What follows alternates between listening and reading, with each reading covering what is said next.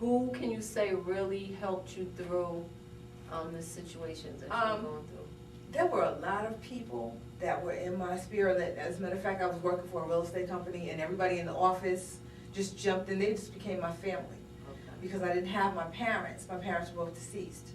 So they just became my family. So I focused mostly on the love that I was feeling instead of all the, like I said, I got phone calls, and I'm just trying to pull through.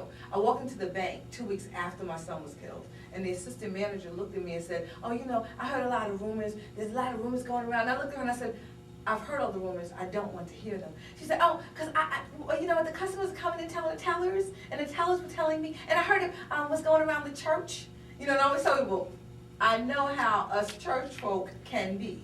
I'm including myself. And I looked at her and I said, I've heard all the rumors, and this is how I answered them. If I am, can you help me? And if I'm not, are you going to believe me? And she looked at me and said, well, I just wanted to know for myself. So I knew she really wanted to just go tell everybody. Well, Dawn told me. And I looked at her and I said, let me tell you the truth. He held my son's neck. She said, oh! She didn't want to hear that. She wanted to know my diagnosis. Fortunately for me, as I said, I had to rely upon all the things that I had put in place before. When I left the bank that day, I was going into New York. And just as I was going across the George Washington Bridge, God took me back to a tape that I had heard years before that had nothing to do with HIV, and said, hold your head up. You have nothing to be ashamed of. And is this why you wrote the book? Yes, I wrote the book because most of the time I do motivational speaking, and a lot of times I can never tell my story in 2 hours.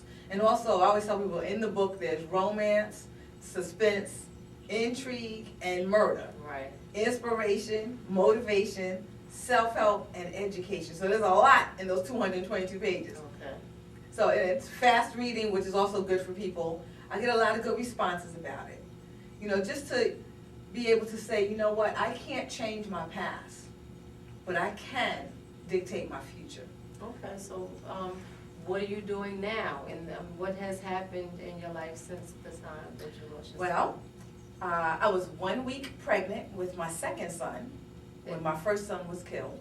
Okay. My second son's father I met in my doctor's office, which was real easy because, we didn't have to have a whole lot of conversation. However, I always have to stress to people, 2 people who are positive still need to use protection because they can reinfect each other. So my second son is now 11, and he is HIV negative. Okay. Which is a wonderful thing. A wonderful thing. I just received my master's degree from Lincoln University in Pennsylvania. Congratulations. Thank you. I'm so grateful. I'm so grateful. Thank you. And I currently work in Bergen County Jail as the inmate advocate, just helping people. So I've donated about 80 copies of the book, and people always come to me, and I've even used it as a study guide for some of the groups that I've run in the jail. I'm able to do that as well. Okay, so when we come back, we're going to talk about some of the ways that you've helped other people who have come to you for aid and assistance. Okay, we'll be right back. Welcome back to That's Just How It Is. I'm here today with Dawn Breedon, the author of this book, Remember to Breathe. And we were talking about some of the traumatic experiences you've gone through in your life. But now you're here, you're motivational. She want to do it again. Okay. Now, should you be showing that book? Or the new book? That one, because they're different. This one. You know what I mean? This is one of them, No, but she said that the other book is newer or whatever. right? Okay. Yeah. Wait. She's trying to fix the thing card. Okay, go. Welcome back to That's Just How It Is. Wait. Sorry. Quiet. Do you ever go visit someone? I saw her last year. Oh.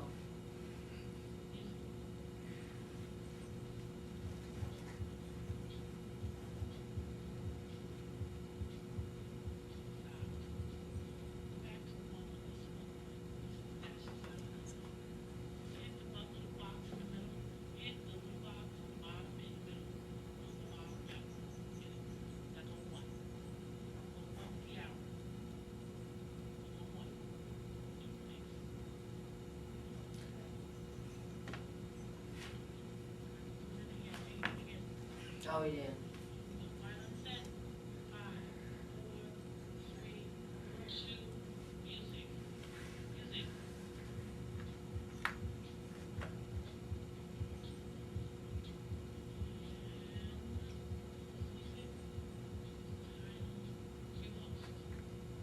Welcome back to That's Just How It Is. I'm here with Dawn Breedon, the author of Remember to Breathe. She's a motivational speaker. And we've talked about a lot of the trials and tribulations that you've gone through in your life. Well, what are you doing now? Do you know that? Currently now, I work for Breedon County Jail as an inmate advocate. I work part-time, and I do one-on-one counseling with them. I'm kind of like the liaison between the outside world and inside. I'm also the oil between the inmates and the officers.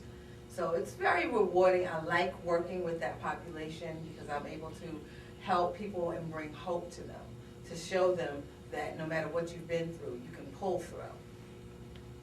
Well, everyone who knows you knows that, I mean, you're like a beacon of hope for everyone, because if you know your story, you know your strength. But one thing, what can you say is one of the worst times that you've gone through out of everything?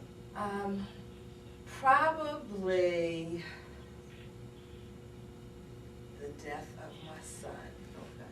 That was the hardest because I was not expecting it. And I think even after that, being diagnosed with cervical cancer, and that's where the title of the book came from, where I was told over the telephone that I had the diagnosis. And I was driving up Highway 21 coming from Newark and realized as I was gripping the steering wheel, as the tears were coming down my face, I realized that I wasn't breathing, because some things in life will literally take your breath away. And I was driving and I said, "Breathe, Dawn." And that's where Remember to Breathe came from. Okay. So other than the death of my son, probably the next traumatic thing was the diagnosis of cervical cancer. Because I always said I'd rather have HIV than deal with cancer. So that was probably one of the most challenging things. But again, I was always going to be proactive. What can I do next? So did the cancer come from the HIV, or? Well, a lot of women with HIV will have, you know, I'm glad you asked that question, because now we're hearing a lot about HPV, human papillomavirus. And human papillomavirus is also mostly a sexually transmitted disease, which a lot of people don't talk about. So they're talking about this vaccination to help, you know, guard your daughter against HPV. I always think the commercial, instead of the starting commercial with them jumping rope, saying one less, I think they should actually have a little boy coming toward a little girl with her hand holding up saying, "Stop, one less," okay? So cervical cancer, a lot of women have gotten cervical cancer, and it's really an STD, which people don't, you know, talk about. It is the most common STD of all of them. So now that's why everybody wants a vaccination. Okay. So more people who are HIV positive are more prone to get cervical cancer. So you don't have to have cervical cancer, you don't have to have HIV to get cervical cancer.